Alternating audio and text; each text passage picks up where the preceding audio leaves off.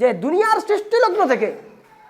সৃষ্টিলগ্ন থেকে কিয়ামত চলে আসবে, নবীজি সাল্লাল্লাহু আলাইহি ওয়াসাল্লামের মতো এত বড় বাহাদুর, এত বড় বীরত্বের অধিকারী কোনো ব্যক্তি আর দুনিয়াতে আগমন করবে না। ইতিহাস বেত্তাগণ একমত, ওয়াকানা মিনাশ শাজাআতি ওয়ান নাজদাতি ওয়াল বা'স বিল মাকানিল্লাযী লা ইউজহালু ওয়াকানা আশজা'আন নাস ওয়া হাযারা আল মাওয়াকিব আস-সাবাতা ওয়া ফাররা মিনহুল কুমাতু ওয়াল আবতাল গায়রা মাররা ওয়া হুয়া সাবিতুন লা ইউদবিরু যে নবীজি সাল্লাল্লাহু আলাইহি ওয়াসাল্লামের বীরত্ব এত মারাত্মক পর্যায়ের বীরত্ব ছিল, এত বড় পর্যায়ের বাহাদুর নবী সাল্লাল্লাহু আলাইহি ওয়াসাল্লাম ছিলেন, যেটা কোনো ব্যক্তির অজানা নয়। ওয়াকান আশজা'আন নাস, এবং দুনিয়ার মধ্যে যত মানুষ রয়েছে সবচেয়ে বেশি বড় বাহাদুর ছিলেন যে নবী সাল্লাল্লাহু আলাইহি ওয়াসাল্লাম।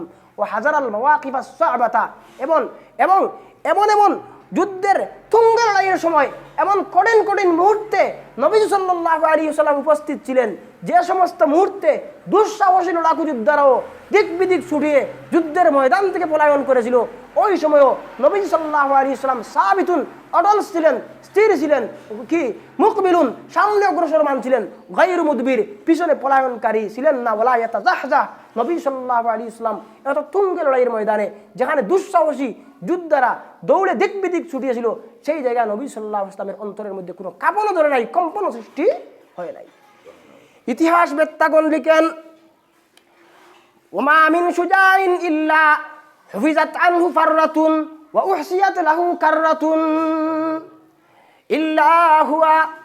দুনিয়ার মধ্যে যত বাহাদুর আগমন করেছে এবং দুনিয়ার মধ্যে যত বাহাদুর আগমন করবে, যুদ্ধের ময়দানের মধ্যে জনাব রাসূল করিম সাল্লাল্লাহু আলাইহি ওয়াসাল্লামের তুলনা কাউকে পাওয়া যাইবে না।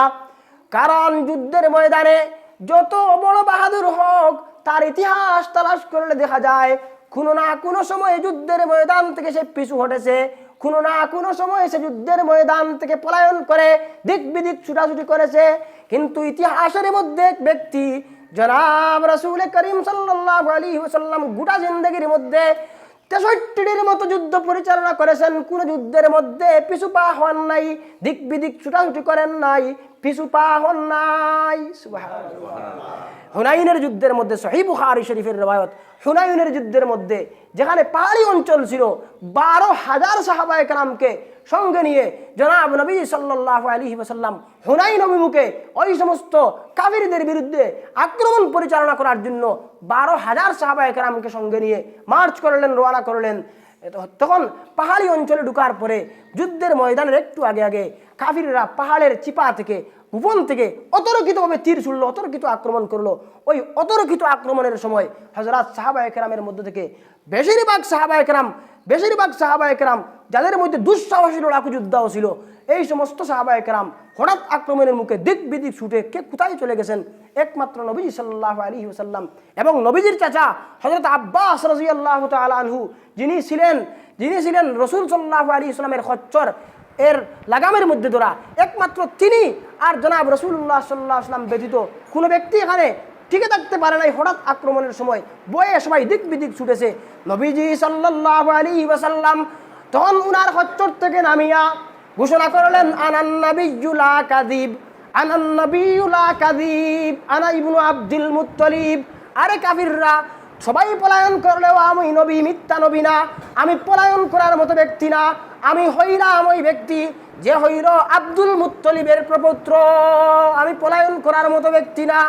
আন আনাস ইবনে মালিক রাদিয়াল্লাহু তাআলা আনহু قال النبي صلى الله عليه وسلم فضلت على الناس بأربع بالسخاء والشجاعة। মুজাম তাবরানীর মধ্যে ইমাম তাবরানী রাহমাতুল্লাহ আলাইহি হাসান সনদের মাধ্যমে, নির্ভরযোগ্য সনদের মাধ্যমে রাসূল পাক সাল্লাল্লাহু আলাইহি ওয়াসাল্লামের উক্তি নকল করতেছেন।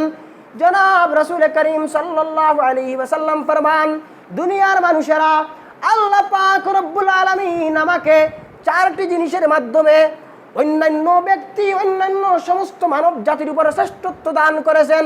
এই চার বিষয়ের মধ্যে যে 4 বিষয় দ্বারা, যে 4 বস্তু দ্বারা অন্যান্য মানুষ থেকে আমাকে শ্রেষ্ঠত্ব দান করেছেন, এর মধ্যে একটি হইল সাখাওয়াত, দানশীলতা, আর একটি হইল আশ-শাজাআতু, বীরত্ব, বাহাদুরিত্ব।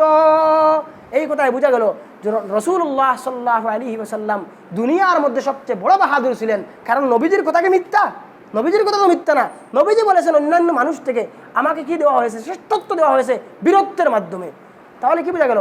জনাব রাসূলুল্লাহ সাল্লাল্লাহু আলাইহি ওয়াসাল্লাম দুনিয়ার মধ্যে সবচেয়ে বড় বাহাদুর ছিলেন, দুনিয়ার মধ্যে সবচেয়ে সুন্দর ব্যক্তি ছিলেন, দুনিয়ার মধ্যে সবচেয়ে বড় আখলাক ওয়ালা ছিলেন। নবীজি সাল্লাল্লাহু আলাইহি ওয়াসাল্লামের চেহারা মুবারক যেমন সুন্দর ছিল, নবীজি সাল্লাল্লাহু আলাইহি ওয়াসাল্লাম আমাদের যদি গাম বের হয়, আমার কথা বুঝতেছেন সবাই? আমার কথা বুঝা যাইতেছে ভাই? বুঝতেছেন? বুঝতে কষ্ট হইতেছে?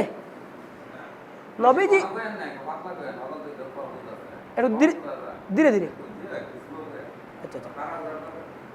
নবীজি সাল্লাল্লাহু আলাইহি ওয়াসাল্লাম